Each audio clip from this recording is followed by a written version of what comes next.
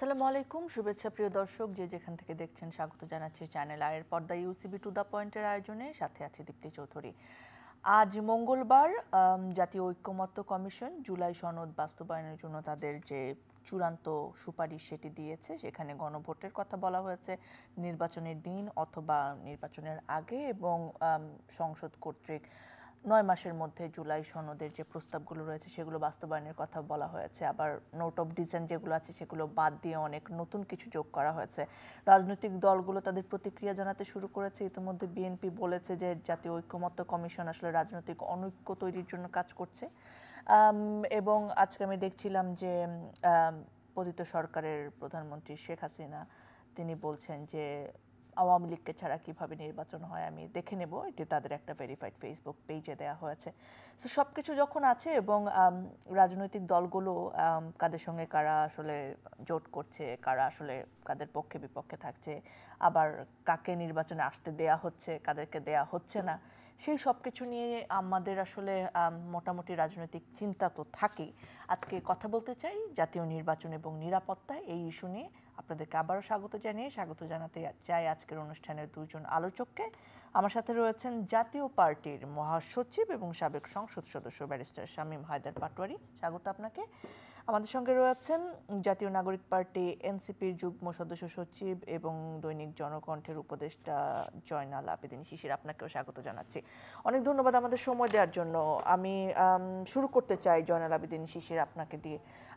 আমি দেখলাম যে জাতীয় ঐক্যমত্য কমিশন যে যে সুপারিশগুলো দিয়েছে, আপনারা ওই জুলাই সনদের ওইখানে সাইন না করলেও আপনাদের অনেকগুলো চাওয়া আসলে এখানে আলটিমেটলি প্রতিফলিত হয়েছে। আপনারা গণভোট চেয়েছিলেন, সেখানে গণভোটের কথা বলা হয়েছে, এবং মানে একটা আদেশের মাধ্যমে যাতে এটাকে নিশ্চয়তা দেওয়া হয় সেই কথাগুলো বলা হয়েছে। সো আপনারা কি আসলে খুশি তাদের সুপারিশে, এবং আপনারা কি আসলে সাইন করবেন কিনা সেই জায়গায় কি সিদ্ধান্ত নিয়েছেন কিছু? ধন্যবাদ আপনাকে এবং চ্যানেলের সকল দর্শক শ্রোতাকে।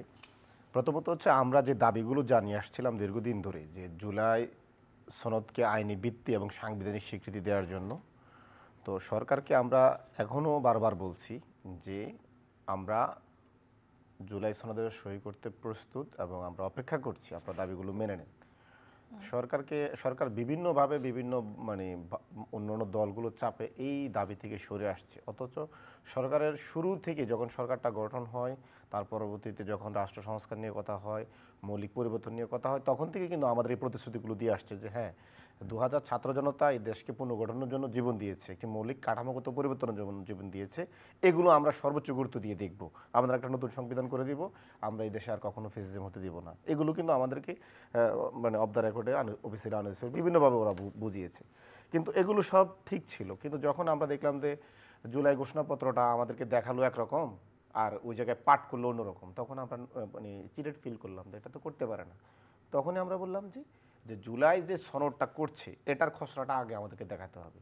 শুরুতে তারাও অপারগতা প্রকাশ করেছে। তখন আমরা বললাম যে যদি দেখানো না হয় এবং এটা আইনি ভিত্তি এবং সাংবিধানিক স্বীকৃতি না দেওয়া হয়, তাহলে এটা একটা কাগজে দলিল বা রাজনৈতিক সমঝোতা, বা এটার কোনো মূল্যহীন হয়ে যায়। এটা যেটা সাংবিধানিক। কিন্তু আপনি কি দেখছেন না সেই পাঠ করার সাথে এখন আবার সুপারিশেরও কিছু হ্যাঁ, এখন সরকার যে জিনিসটা বলছে যে এখানে গণভোটের ব্যাপারটা, যে হ্যাঁ গণভোট সরকার দিচ্ছে এবং গণভোটের ব্যাপারে অন্যান্য দলগুলো, বিশেষ করে জামাত ইসলামী সহ অন্যান্য দলগুলো চাচ্ছে এটা নির্বাচনের আগে হোক, নভেম্বর হোক। আমরা এনসিপি আজকে প্রাথমিকভাবে এই দাবিকে আমরা স্বাগত জানিয়েছি। এটা হলে ভালো হয়। তাহলে যেটা হয় যে নির্বাচনের আগে যদি গণভোটটা হয়ে যায়, তাহলে আমাদের সনদের প্রতি পুরো ফোকাসটুকু থাকে এবং সনদের তাৎপর্যটা আরও বেশি জনগণের মধ্যে বিকশিত হয় এবং জনগণ এটার ব্যাপারে খুব অ্যাওয়ারনেস হয়। আমি একটু শামীম হায়দার পাটোয়ারির কাছে গিয়ে আবার আপনার কাছে আসবো।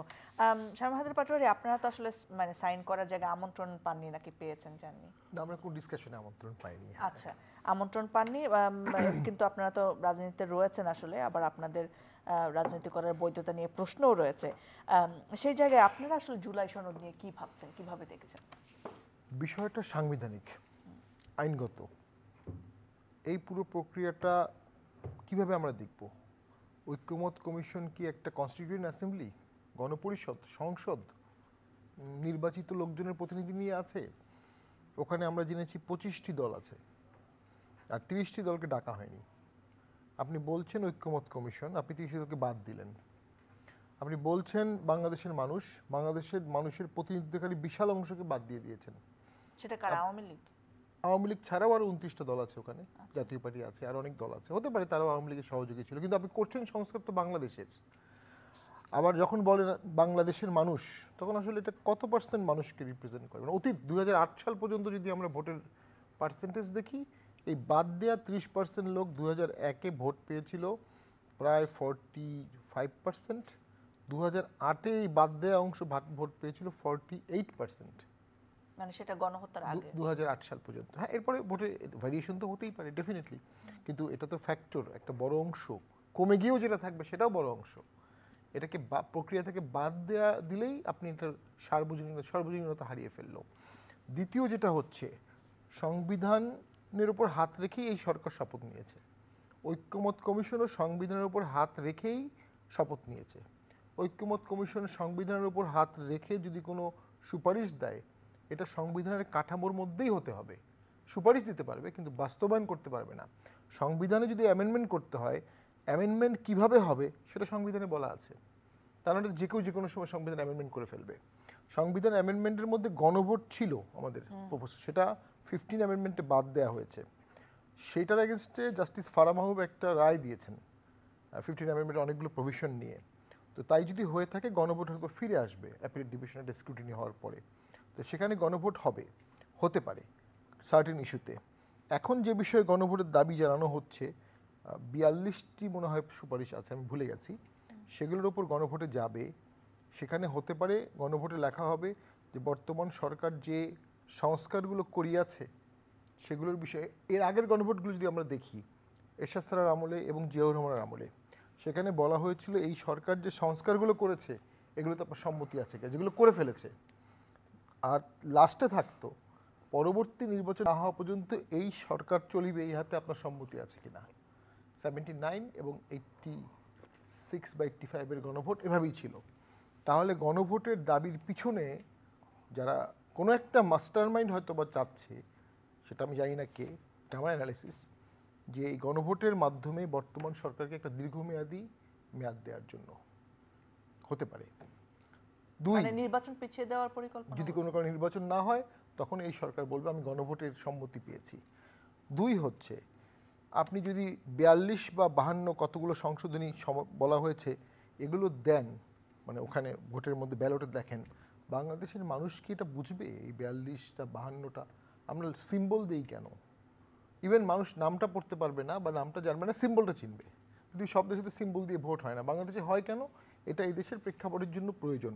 সেখানে এতগুলো কঠিন সাংবিধানিক তত্ত্ব, সেটা সামারি, ওটা কি পড়ে পড়ে ভোটাররা ভোট দিতে পারবে? এটা হলো একটা ইস্যু ভোটের যদি আগে হয়ে থাকে। আর আগের যে গণভোটগুলো হয়েছিল ইনক্লুডিং 91, 85 এবং 79-এ, সেগুলো হচ্ছে একটা সংস্কার প্রস্তাবকে করা হয়েছিল 91, আর আগের দুটো হয়েছিল সংস্কার হয়ে গেছে, ওটাকে ভূতাপেক্ষিক র্যাটিফিকেশন দেওয়া হয়েছে, রেট্রোস্পেক্টিভ র্যাটিফিকেশন। এখনকার যে গণভোটটা বলা হচ্ছে, এটা হচ্ছে সংস্কারগুলো হবে, এই পার্লামেন্ট করবে না, পরের পার্লামেন্ট করবে, তাদের উপর একটা বাইন্ডিংস দেওয়ার জন্য করা হচ্ছে। নাও পার্লামেন্টকে তো বেঁধে ফেলা যায় না। আজকে আলী রিয়াজ সাহেব যে প্রস্তাবটা বলেছেন বাস্তবায়নের, আমি খুব হালকা পড়লাম যে 270 দিনের মেয়াদ দেওয়া হবে পার্লামেন্টকে। এই 270 দিন পার্লামেন্ট কাজ করবে সংবিধান কনস্টিটিউশন হিসাবে। 270 দিনের মধ্যে যদি কোনো কারণে পার্লামেন্ট এটাকে বাস্তবায়ন না করে, তাহলে অটোমেটিক্যালি ইপসো ফ্যাক্টো এটা সংবিধানের পার্ট হয়ে যাবে। এটা কি করে সম্ভব? 270 দিন পরে যে সরকারটি থাকবে তারাই তো সংবিধান প্রিন্ট করবে, রাষ্ট্রপতি সাইন করবে সেই আইনে, বিল ট্যাবলড হতে হবে, অটোমেটিক তো ইনসারশনের কোনো সুযোগ নাই। ওই যে ঐক্যমত কমিশন একটা খিচুড়ি পাকিয়ে ফেলেছে, সেখান থেকে সে বের হয়ে আসতে পারছে না। ইনফ্যাক্ট পুরো সরকারই একটা সংকট ক্রিয়েট করে ফেলেছে, সেই সংকট থেকে বের হয়ে আসতে পারছে না। এবং যত দিন যাচ্ছে সংকটগুলো জটিল আকার ধারণ করছে, সেখান থেকে সহজ সাধারণ সমাধান দৃশ্যমান হচ্ছে না। সংকটগুলো কি কি ছোট্ট করে একটা তো হচ্ছে যে ঐক্যমতের ঘাটতি আছে, আরেকটা হচ্ছে, কিন্তু বলা তো হচ্ছে ইতিহাসে এত ঐক্যমত আর কখনো হয়নি রাজনৈতিক দলগুলো। ওই যে বললাম, আমরা যখন বলা হচ্ছে আমরাটা আসলে কতজন, বাংলাদেশের মানুষ যখন বলা হচ্ছে মানুষটা আসলে কতজন, আপনি তো 72 থেকে 2008 পর্যন্ত ভোটিং ট্রেন্ডস দেখতে হবে, তো একটা বেজ লাগবে তো আপনার। আপনি বলতে পারেন আমি আন্দোলন করেছি, সেই আন্দোলনে আমার এই ভূমিকা ছিল, সব ঠিক ছিল, বা আমার আন্দোলনে এত লোক আসছে, কিন্তু আপনাকে তো একটা বেস লাগবে যে 73-এর ভোট থেকে শুরু করে 2008 পর্যন্ত ভোটে কতগুলো দল ভোট করেছে, কারা কত আপনার ভোট এই প্রশ্নটা নিয়ে আমি জয়নাল আবেদীন শিশির আপনার কাছে যেতে চাই যে আপনি কি মনে করেন যে এই জুলাই সনদ বা এই সরকার বা এই ঐক্যমত্য কমিশন সেটা বাংলাদেশের অধিকাংশ মানুষের রিপ্রেজেন্টেটিভ হিসেবে কাজ করতে পারছে না, যেমন যে অভিযোগটা আসলে জনাব শামীম হায়দার পাটোয়ারি করেছেন এর কোনো উত্তর আপনি দিতে চান? অধিকাংশ না, একটা বড় অংশের আমি প্রথমত বলছি। বড় হচ্ছে অংশ, ওকে। মানে শামীম হায়দার পাটোয়ারি সাহেব যে ধরনের মানে কথা বললেন যে এখানে 30টি দলকে ঐক্যমত কমিশনে ডাকা হয় না, ইনক্লুডিং আওয়ামী লীগ, জাতীয় পার্টি সহ শুরু করে আরও যারা ফেসিবাদের দোষর তাদেরকে, আমি ওনার এই কথা তীব্র নিন্দা এবং প্রতিবাদ জানাই। আপনাকে বুঝতে হবে আমরা কোনো নিয়মতান্ত্রিকভাবে বা সাংবিধানিকভাবে বা নিয়মতান্ত্রিক কোনো আন্দোলনের মধ্য দিয়ে এই ফেসিবাদকে আমরা পরাজিত করি না। আমরা রাজপথে লড়াই করে যুদ্ধ করে কিন্তু আমরা এই স্বাধীনতা অর্জন করেছি। যেমনইভাবে আপনার অন্য অন্য জাতিগোষ্ঠীগুলো তার স্বাধীনতা অর্জন করেছে। এখন আপনি যদি বলেন জার্মানির এখন যদি হিটলার 24কে স্বাধীনতা বলছেন, হ্যাঁ অবশ্যই এটা আমাদের স্বাধীনতাই তো, আমরা ভারত থেকে স্বাধীন হয়েছি, এটা আমরা স্বাধীন হয়েছি হ্যাঁ। 1971 সালে। আমি আপনাকে বলি, আপনি যদি এখন যদি মনে করেন শামীম হায়দার পাটোয়ারির কথা উত্তর যদি আমি বলি, তাহলে কি এখন আমরা হিটলারের নাৎসি পার্টিকে আবার ঐক্যমত কমিশনে ডাকবো? মুসলিনের পার্টিকে ঐক্যমত কমিশনে ডাকবো? আমরা কি আশরাফ গানির সরকারকে আবার মানে পার্টিকে ডাকবো? বাশার আল আসাদের সরকারকে ডাকবো? নাৎসি পার্টি তো এখনো রাজনীতি করে। আমার কথা হচ্ছে কোন পরাজিত শক্তিকে, বাহিনীকে বা পরাজিত রাজনৈতিক দলকে আবার জনগণ তার মানে ডাকবে? তার তো থাকার কথা ছিল এখন কারাগারে, ফাঁসির কাস্টের জন্য অপেক্ষা করার কথা ছিল এই 30 দলীয়টা তাদেরকে। এখন আমরা মনে করি বাংলাদেশ যদি এই ভূমি থাকে তাদের একদিন ফাঁসি হবে। কেন ফাঁসি হবে? তারা এই দেশে গুমতন্ত্র কায়েম করেছে, এদেশে তারা বিমান হামলা করে আমাদের শিশুদের মানে ওই হত্যা করেছে। 30টা দলের সবাইকে অবশ্যই তারা মানে তো শামীম হায়দার পাটোয়ারি সহ। হ্যাঁ, কেন হবে না? আপনি আবার বলেন, এই যে বিগত 17 বছর যে গুম খুন করেছে শামীম হায়দার পাটোয়ারিদের দল, কখনো কি আর প্রতিবাদে পার্লামেন্ট থেকে বের হয়ে এসেছে? আসে নাই। নির্বাচন বয়কট করেছে? করে নাই। রাষ্ট্রীয় সকল সুযোগ সুবিধা নিয়েছে এবং আওয়ামী লীগের এই সমস্ত অপকর্মের বৈধতা দিয়েছে এবং এই অপকর্মের জন্য তাকে বিরোধী দলীয় একটা সাপোর্ট দিয়েছে সবসময়, যেটা হচ্ছে আপনার গৃহপালিত বিরোধী দল। দ্বিতীয়ত হচ্ছে এই দলগুলো কখনোই বাংলাদেশের পক্ষে কাজ করে নাই, বিশেষ করে জাতীয় পার্টি। আমরা মনে করি জাতীয় পার্টি আফা চলে যাওয়ার পরে এখন বাংলাদেশে ভারতীয় সবচেয়ে বড় বিশ্বস্ত দোষর হচ্ছে জাপা। এখন আপার দায়িত্ব পালন করছেন জাপা। কিভাবে? আমি আপনাকে প্রমাণ করে দিই। আগে শেখ হাসিনা ছিলেন ভারতের এখানে প্রধান কর্মকর্তা, যাকে আপনি সভাপতি মনে করতে পারেন। জিএম কাদের ছিলেন এখানে সহসভাপতির ভূমিকায়। এখন জিএম কাদের প্রমোশন হয়েছে। জিএম কাদের এখন ভাবছে শেখ হাসিনা চলে গেছে, আমি এখন সহসভাপতি থেকে ভারতীয় এখানে কর্মকর্তা হিসেবে সভাপতির দায়িত্বে আছি। প্রমাণের ভিত্তিতে বলছেন নাকি অ্যাজাম্পশন? মজা করে অবশ্যই প্রমাণ আছে, যার প্রমাণ হচ্ছে 2023 সালে জিএম কাদের ভারতে সফরে যায়। সে বলে যে আমি ওই সফরে গিয়ে অনেক গুরুত্বপূর্ণ কর্মকর্তাদের সাথে সাক্ষাৎ করেছি, অনেক গুরুত্বপূর্ণ আলোচনা হয়েছে, কিন্তু কি আলোচনা হয়েছে আমি বলতে পারবো না। কেন বলতে পারবো না? আমার কোনো অনুমতি নাই। বিগত মানে এই সরকার মানে শেখ হাসিনা পালিয়ে যাওয়ার পরে এখানে কিন্তু 1.5 বছর অতিবাহিত হয়েছে প্রায়, তা এখনো কিন্তু তার অনুমতি সে পায় নাই। কি আলোচনা হয়েছে? কিন্তু তার যে অনুমতিটা দেওয়া হয়েছে কি, এখানে আওয়ামী লীগকে ছাড়া নির্বাচন করলে প্রতিহত করা হবে, এই সমস্ত কথা বলার অনুমতি দেওয়া হয়েছে। তাকে অনুমতি দেওয়া হয়েছে এখানে কিভাবে আওয়ামী লীগকে আবার এস্টাবলিশ করা যায়, ভারতীয় প্রক্সিগুলোকে কিভাবে কাজে লাগানো যায়, কারণ তাদের কাছে এখন প্রচুর ফান্ড আসতেছে। আমি যেটা বলছিলাম, আগে আওয়ামী লীগ ছিল এখানে প্রধান ভারতীয় দোসর এজেন্ট এবং তাদের নেতাকর্মীরা ছিল এখানে জাস্ট ভারতীয় গোয়েন্দা সংস্থার কর্মকর্তা, চাকরিজীবী। ঠিক জাতীয় পার্টির নেতারা হচ্ছে এখানে ভারতীয় গোয়েন্দা সংস্থার এখন আওয়ামী লীগের দায়িত্বটা এখন তারা পালন করছে, তাদের প্রমোশন হয়েছে এবং তারা এখন সবাই বড় বড় কর্মকর্তা। যেমন জিএম কাদের হচ্ছে এখন সবচেয়ে ভারতীয় বড় কর্মকর্তা, শেখ হাসিনার যে দায়িত্বটা আগে পালন করতে। এবং আমরা মনে করি তাদেরকে গোয়েন্দা সংস্থা এবং এই দেশের প্রশাসন, জনগণ তাদেরকে পাকড়াও করা উচিত এবং তারা এখানে চাকরি করছেন এটা প্রমাণ আছে, কারণ তারা বলছেন তাদের অনুমতি নাই, ওই সমস্ত কর্মকর্তার সাথে কথা বলেছেন।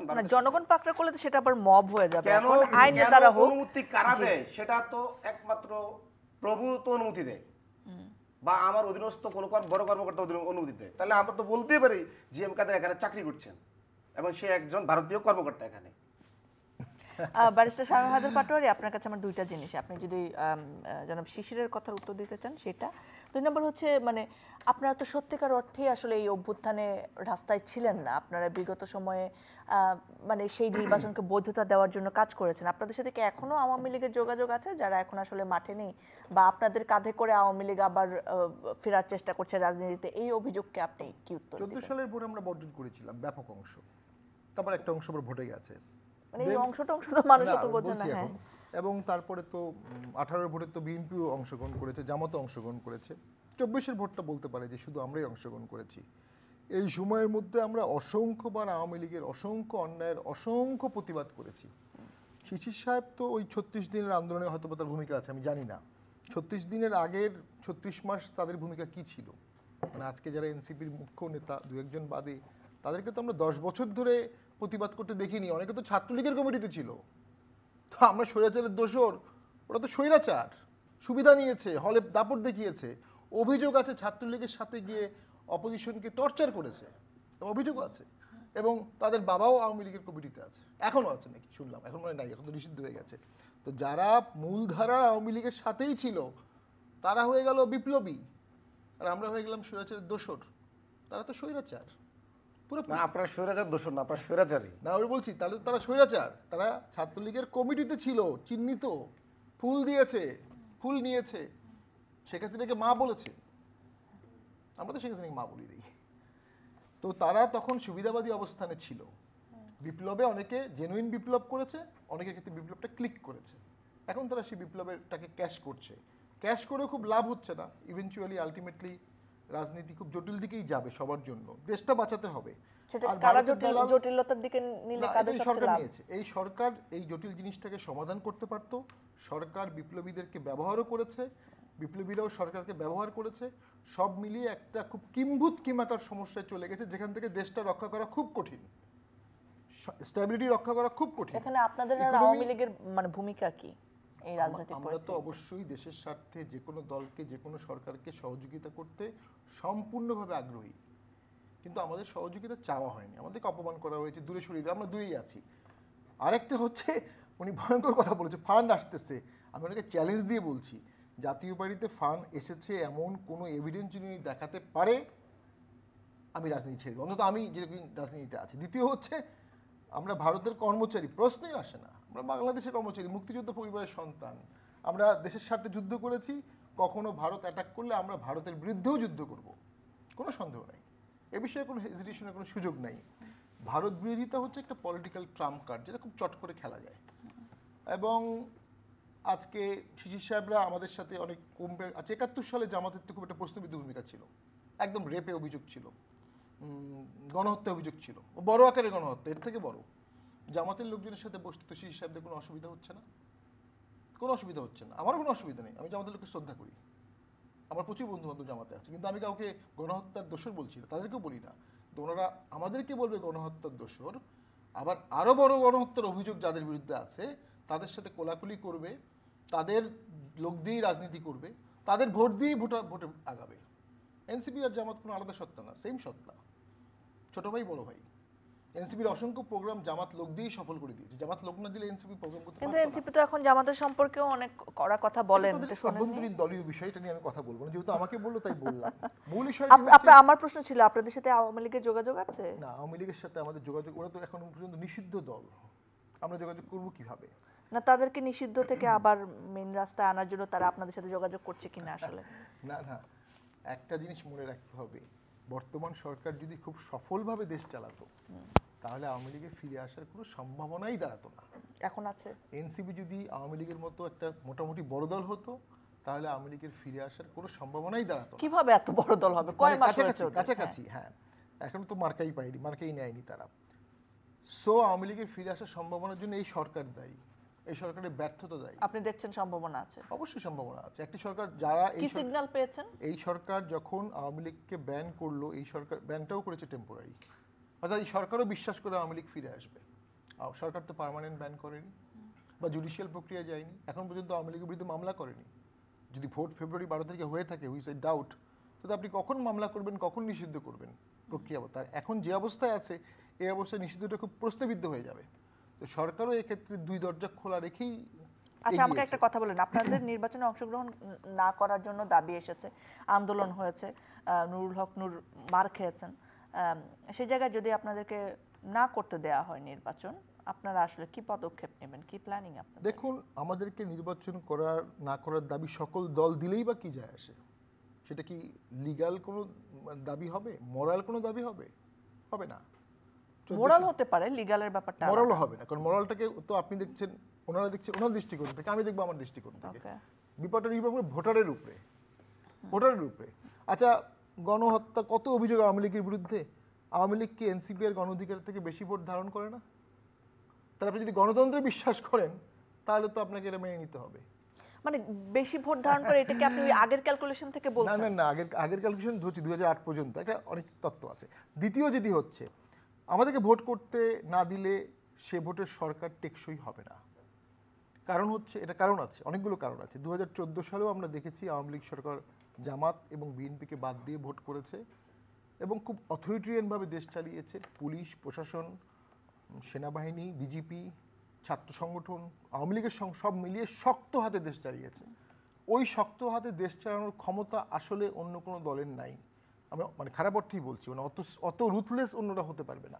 আর যদি হয়েও যায়, একতরফা ভোটের পরে সে সরকারের বিরুদ্ধে আন্দোলন হয়, সে আন্দোলন দমন করবে। মানে আপনাদেরকে না নিলে এটা একতরফা নির্বাচন হবে? আমাদেরকে মানে হ্যাঁ, আমি একটু জয়নাল আবেদীন শিশিরের কাছে জানতে চাই, একতরফা নির্বাচন হবে, সেই ভোট আসলে টিকবে না বেশি দিন এবং আওয়ামী লীগ ফিরে আসবে, কিছু বলতে চান? এই যে আমি বললাম ওনারা ভারতীয় কর্মকর্তা, ফান্ড আসছে, দেখেন ওনাদের আমি কেন বললাম, ওনারা আওয়ামী লীগ ছাড়া নির্বাচন একতরফা হবে, ওনাদের ছাড়া নির্বাচন একতরফা হবে, 30 আওয়ামী লীগপন্থী বা ভারতপন্থী 30 দল ছাড়া নির্বাচন একতরফা হবে, এই বয়ানগুলো কিন্তু এখন আসছে। মাঝে মাঝে দেখবেন কিছু জরিপ লিগও তৈরি হয়েছে যে আওয়ামী লীগের এখনো 7% ভোট আছে, 15% ভোট আছে, হ্যান তেন যা কিছু আছে সবগুলো নিয়ে আসছে। তো আমরা তো এগুলো জানি এগুলো কোত্থেকে আসে, কারা এগুলো অপারেট করে। আপনি জাতীয় পার্টি, বিশেষ করে বাংলাদেশে আওয়ামী লীগ থেকেও জাতীয় পার্টির বিচারটা আরও আগে হওয়া উচিত ছিল কিছু কিছু কারণে। কারণ বাংলাদেশের গণতন্ত্র হত্যা করছে কিন্তু জাতীয় পার্টি সবার আগে।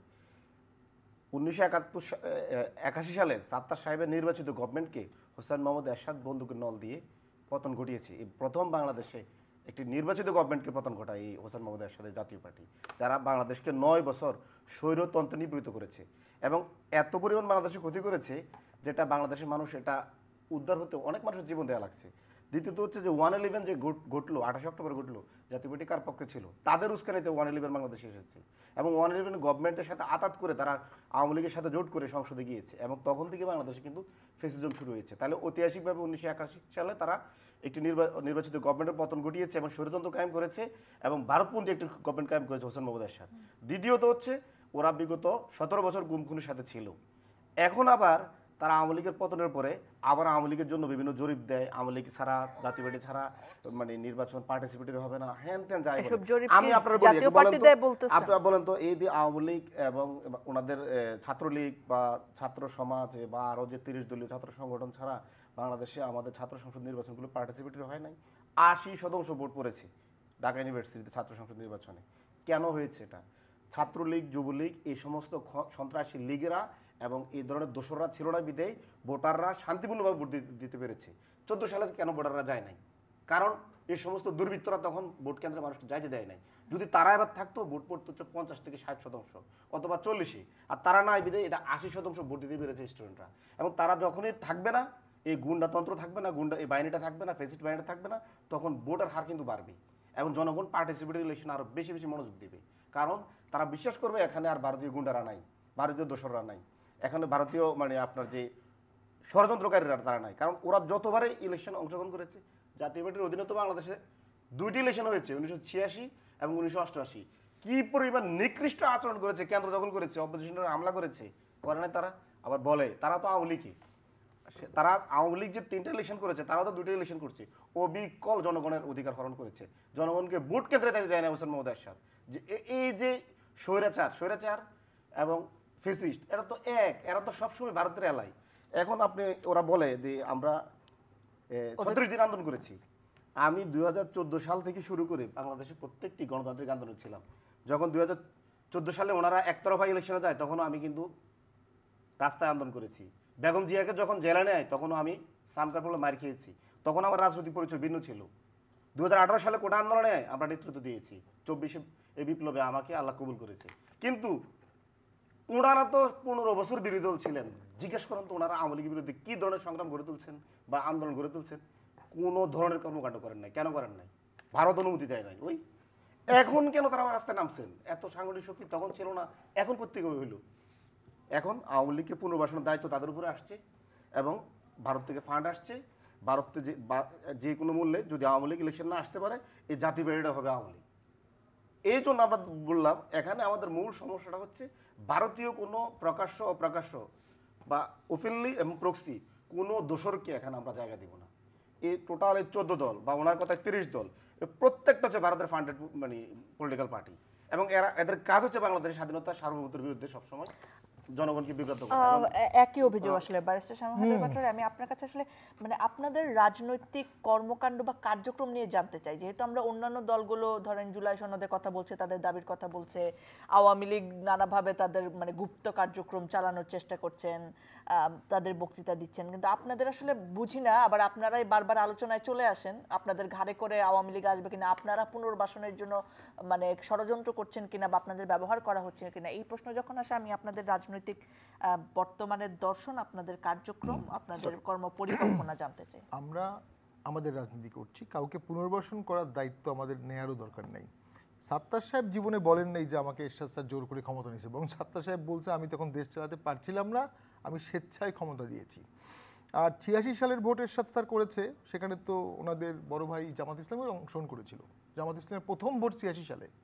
88 সালের ভোটে আসম রব, এখন যিনি অবশ্যই আওয়ামী লীগের বিরোধী শক্তির সবচেয়ে বড় একজন নেতা, 88 সালের ভোটে তো আসম রব অংশগ্রহণ করেছিল, বিরোধী দলের নেতা ছিল আসম রব। এর আগে জিয়াউর রহমানের একটা ভোট ছিল, সেই ভোটেও 109% ভোট কাস্ট হয়েছিল, ওটা অবশ্য শিশির সাহেব বললেন না। তো ভোট বাংলাদেশে প্রশ্নবিদ্ধ অনেকগুলোই হয়েছে, বাংলাদেশের সমস্ত রাজনৈতিক দলই কোনো না কোনো প্রশ্নবিদ্ধ ভোটে অংশগ্রহণ করেছে। এটার জন্য আপনি কোনো দলকে বাদ করতে পারেন না, বাদ করে কোনো সমাধান হবে না। আমি একটু অনলাইনে গিয়ে আসি। প্রিয় দর্শক, টেলিভিশনের পর্দা থেকে বিদায় নিচ্ছি, অনলাইনের সকল মাধ্যমে চ্যানেল আই সাথে থাকুন। জি, জাতীয় পার্টির নিজস্ব একটা ভোট ব্যাংক আছে। 96 সালে আমরা 17% ভোট পেয়েছিলাম, 91 সালে 11%, 2001-এ 9%, 2008-এ 7%। তো এগুলো আমি বলছি 14-এর আগের, 14গুলোকে আমি ধরছি না। সেই ভোট ব্যাংকের একটা অংশ এখনও আছে, বাড়তেও পারে।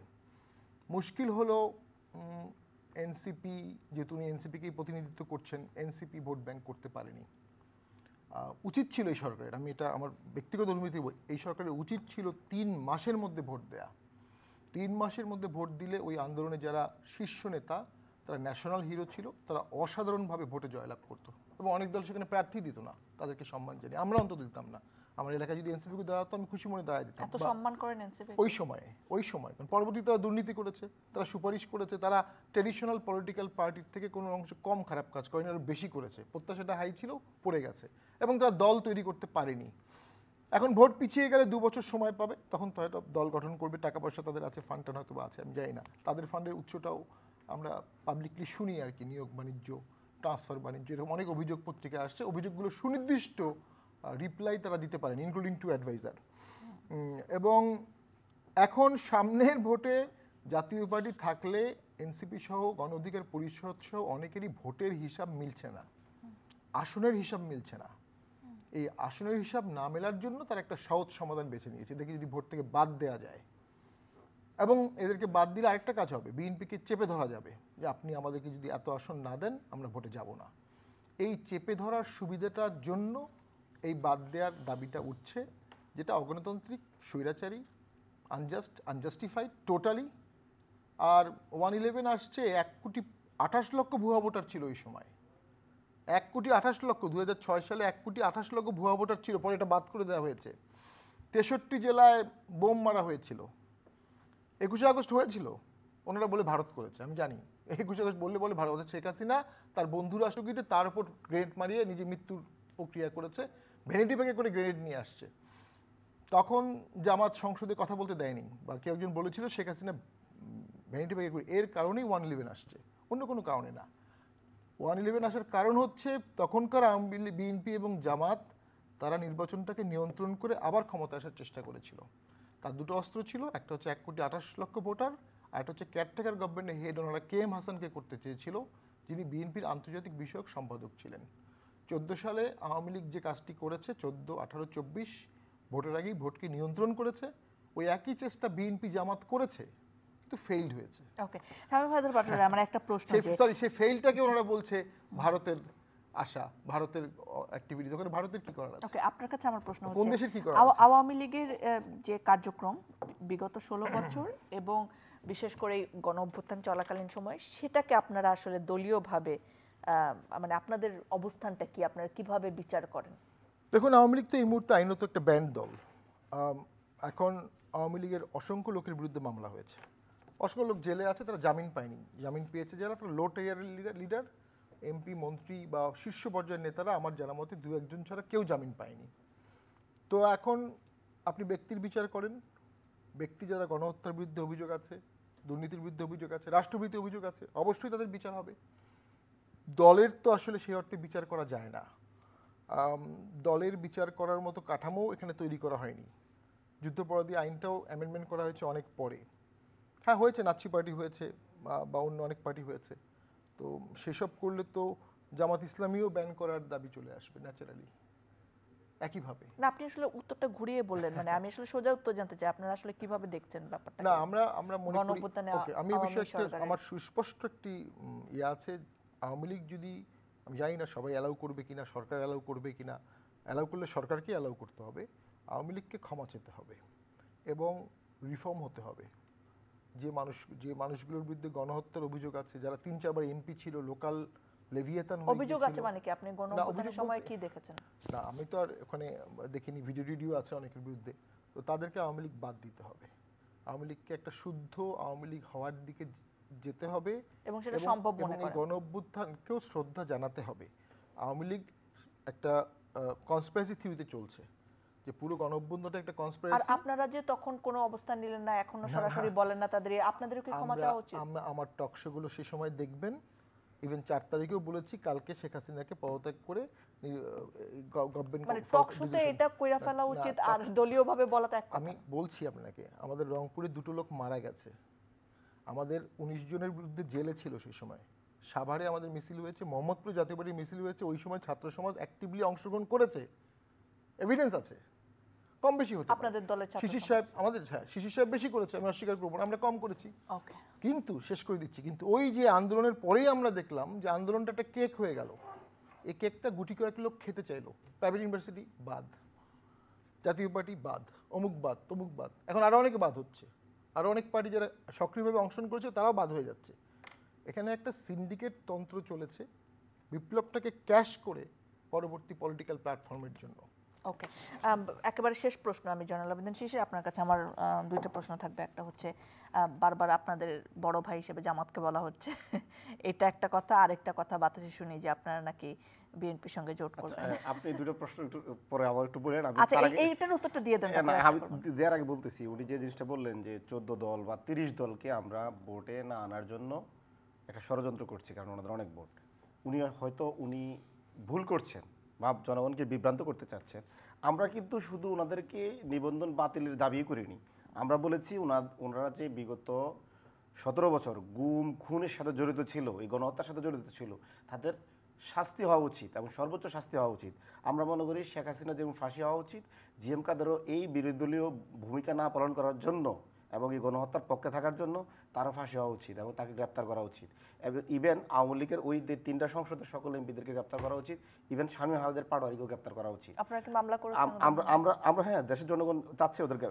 আমরা তো সরকারকে দাবি করেছি, এবং সরকার যদি এই ধরনের কর্ণপাত না করে, জনগণকে তো বেশি দিন থামানো যাবে না। মব তৈরি করবে? মব কেন করবে? জনগণ আন্দোলন গড়ে তুলবে। জনগণ যেভাবে গণহত্যার বিপক্ষে রাজপথে নেমেছে, গণহত্যা হচ্ছে, তারপরে রাস্তায় আন্দোলন করেছে, জনগণ আবার যাবে, আবার জাতীয় পার্টির ফাঁসি চাই বললে? অবশ্যই জাতীয় পার্টি যারা গুম খুন করেছে তাদের ফাঁসি আমরা চাইবই। এবং যারা গুম খুন, তো তারা এই 300 আসনের এমপিরাই করেছে, এবং জাতীয় পার্টি এই 300 আসনের ভিতরে। সুতরাং জাতীয় পার্টিকে আলাদা করে দেখার কোনো সুযোগ নাই। আর উনি যে জিনিসটা বারবার বলে, ওনাদের অনেক ভোট। আমি আপনাকে বলি, 2014 সালে আওয়ামী লীগ তাদের হিসাবে 5% ভোট পাইছে। 2018 সালে বোর্ড লাগেনি, ওনারা ভোট ডাকাতি করে ফেলছে। 2024 সালে যে ভোট হয়েছে 10%। এখন আমরা বলেন, একটা দল, ওনারা 14 দলীয় জোট, এত জনপ্রিয়, প্রশাসন ওনাদের হাতে আছে, মানে পুরো ভারত ওনাদের পক্ষে আছে, তারপরও 10% ভোটারকে কেন্দ্রে নিতে পারেন নাই। এখন বলতেছেন ওনাদের 1996 কত ভোট হয়েছে, 2001 সালে কত ভোট হয়েছে। কেন রে ভাই? আপনি তো 3টা ইলেকশন কিছুদিন আগে করছেন, ওই হিসাবটা ডাটা দেন না, আপনি কয় পার্সেন্ট ভোট পাইছেন? আপনাদের সকলের মিলেও যদি এখন ভোট দিল করেন, তো, ডাটা দিল। হ্যাঁ কই দেন নাই তো। 2018 সালে ডাটা দিতে বলেন, 2014 সালে ডাটা দিতে বলেন, 2024 সালে ডাটা দিতে বলেন, ওটা দিবে না। কারণ এটা তো সমসাময়িক। এখন তো ওনাদের জামানত বাজেয়াপ্ত বা এরা এখন কাঙ্গালি পার্টিতে পরিণত হয়েছে। জামাত আপনার বড় ভাই কিনা বলেন এটা। প্রথমত হচ্ছে বাংলাদেশে যারা বাংলাদেশপন্থী যারা রাজনীতি করে, বিএনপি বলেন, জামাত বলেন, ইসলামী আন্দোলন বলেন, গণ অধিকার বলেন, আমরা সবার সাথে সখ্যতা চাই। কারণ তারা আমাদের সাথে রক্ত দিয়েছে এবং তাদেরকে সঙ্গে নিয়ে আমরা এই ফেসিবাদ এবং এই ভারতীয় কলোনাইজ থেকে মুক্তি পেয়েছি। এই ভারতীয় কলোনাইজেশনের বিপক্ষে সবার অবস্থান এখনও আছে বলে আমরা মনে করি।